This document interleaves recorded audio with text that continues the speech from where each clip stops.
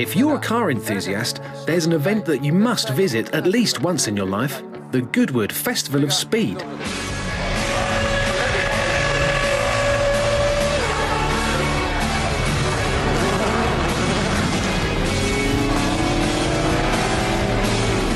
In the summer sunshine of the south of England, the Goodwood Festival of Speed takes place every July. Goodwood brings together the world of motorsport, and if you're a fan, you're treated to a moving display of over 340 vehicles driven by the racing legends. In this second program, Kazunori Yamauchi, the producer of the Gran Turismo series, immerses himself in the Festival of Speed, meeting the stars of Formula One and other celebrities. Goodwood is not just about the people.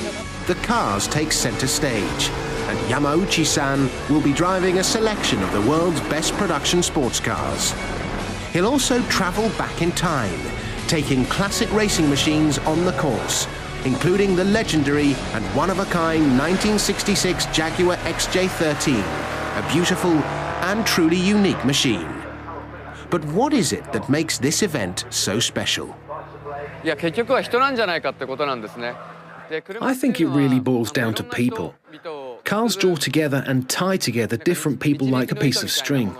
And splendid people like Lord March, incredible drivers like Sebastian Loeb, and incredible engineers from all the manufacturers, they are drawn to cars and gather around it as if it were the string that tied them all together. I think that's what Goodwood is about. So what I was thinking, while surrounded by the nature here, was that it's really the people that is important in cars. The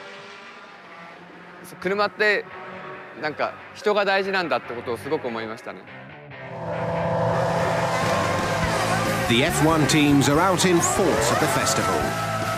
Their runs up the hill are not timed, which gives them the freedom to cut loose and put on a show for the fans who are just meters away.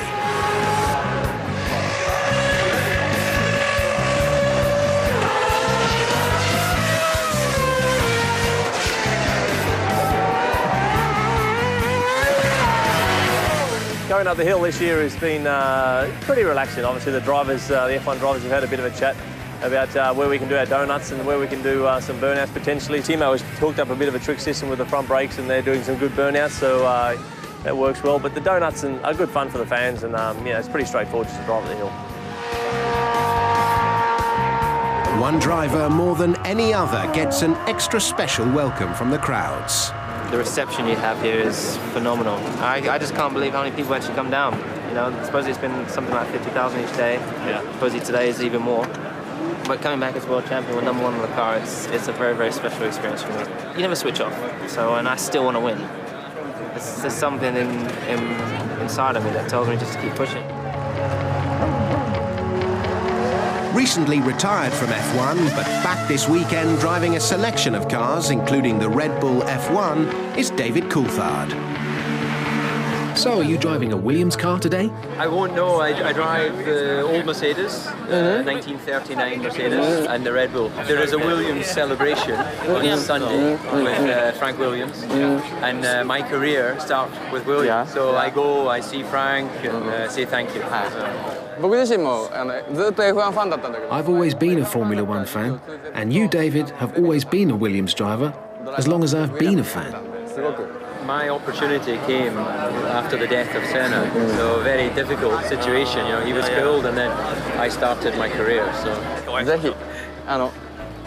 enjoy your drive today. This is my first run today, and my last run was 4 years ago, so I'm going to be careful.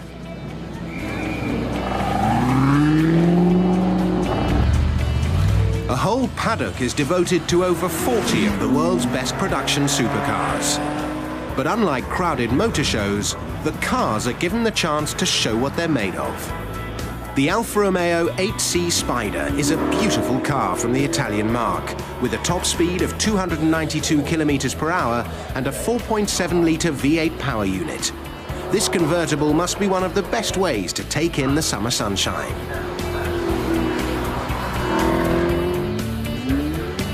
Almost the embodiment of Japanese innovation, the Nissan GTR Spec V feels very much at home let loose on an English country road.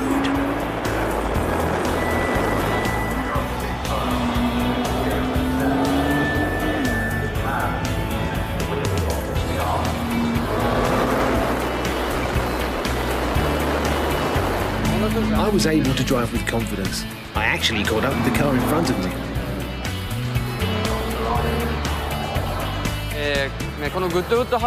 There's a quiet garden behind the Goodwood house, very green with a big tree. That's my favourite place.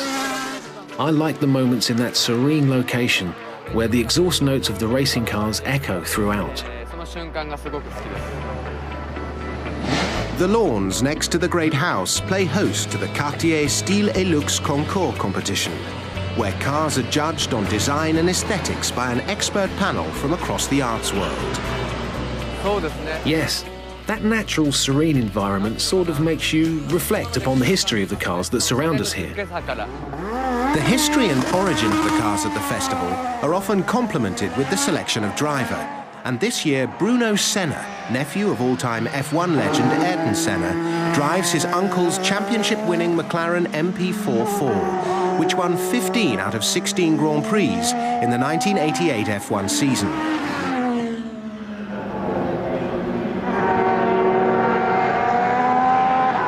Well, there are two sides of driving that MP44 McLaren.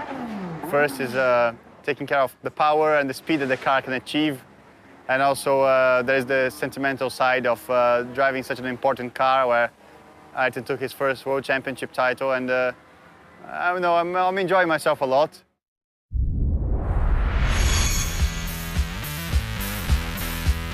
Some cars are more suited than others to the course. The 1992 Audi V8 Quattro DTM proved an inviting drive for Yamauchi-san. It should be very fast and very easy to drive. And it's a four-wheel drive, so I'll be able to floor it with confidence.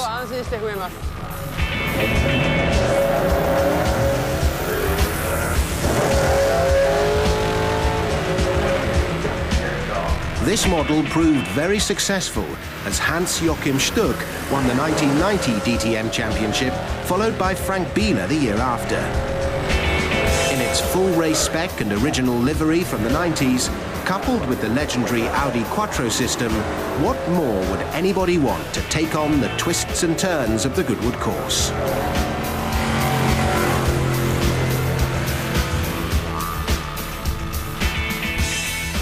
The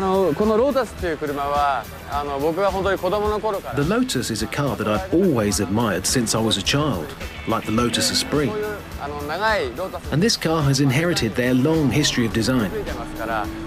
So I'm looking forward to driving this British car here at Goodwood.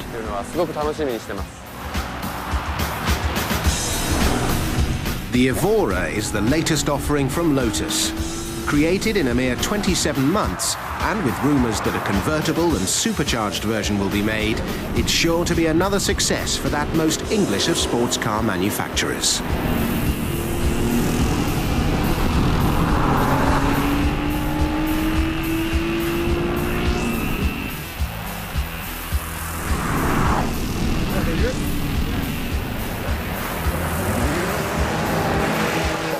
The fastest run competition is one of the highlights of the festival.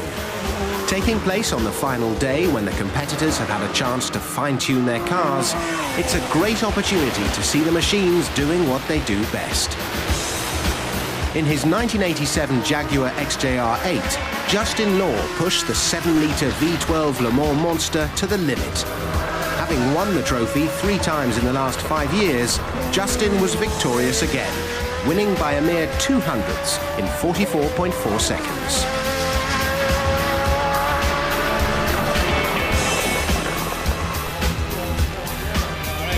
Justin Law, 44.4 seconds.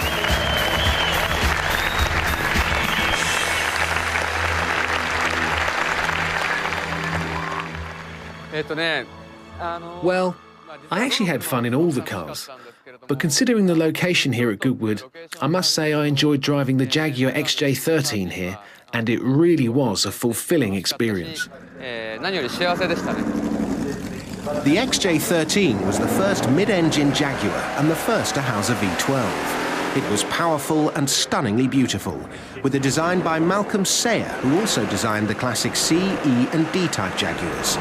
Made to take on the likes of the Ford GT40 at Le Mans and other events in the 1960s, just one was ever built, and it was never fully developed for racing. This is a true one-off, which is literally priceless. It was so easy to drive. It's hard to believe it's a car from the 60s. To drive a car like this at Goodwood makes you feel special. And it's a car that was made 2 years before I was born, so we're almost the same age.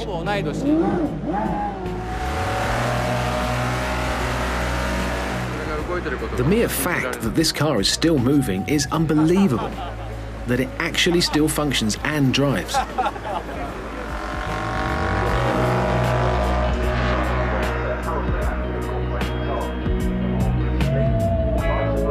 The holding area at the top of the hill is a place to meet other drivers. But not all drivers are professional. There are many people from different walks of life, but one thing binds them together. They all share a love of cars, no matter where they're from or what they do.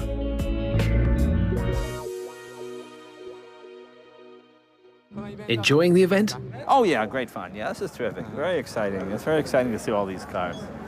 It's like my PlayStation come to life. That's really a good way to put it.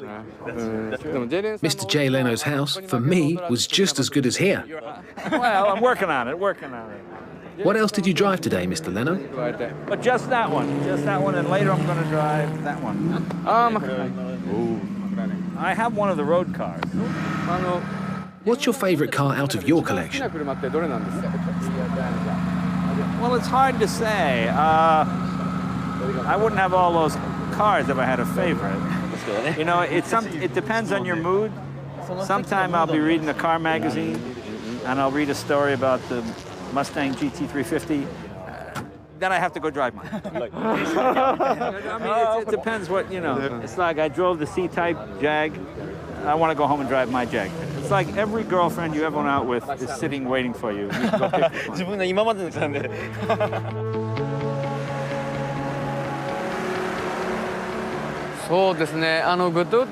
Every year at Goodwood, I have different favorite cars. But the XJ13 at this year's event was extremely beautiful. And the newest Audi R15 I saw at the top of the hill had a real functional beauty about it as well.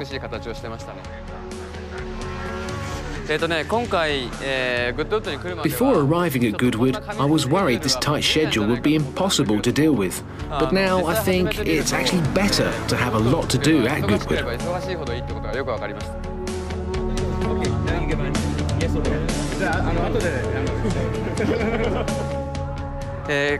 In a word, what it all boils down to is that the ingredient which makes cars so spectacular is the spectacular people involved with them. And I think Goodwood is a place where you come to realise, through the wonderful cars here, how wonderful people really are.